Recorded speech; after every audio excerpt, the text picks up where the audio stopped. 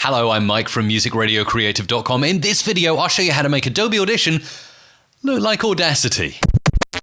So maybe you just made the switch, you've gone to the dizzy heights of Adobe Audition, your editing is about to get a whole lot easier and faster, but you hark back to those light, brightly colored screen days of Audacity. Fear not, take a look. Oh my goodness, it's a waveform and I'm going through and selecting it and moving the playhead and it looks just like I'm in Audacity.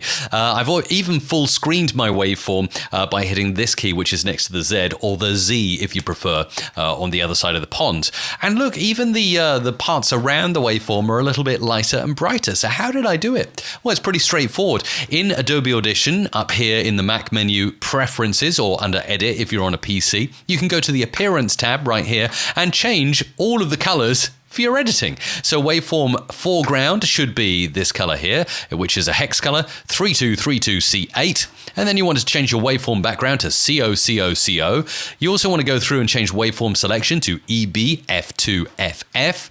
And you want to change the playhead to 75D570. Finally, all your cue markers can be CACBF3, and then you're good to go.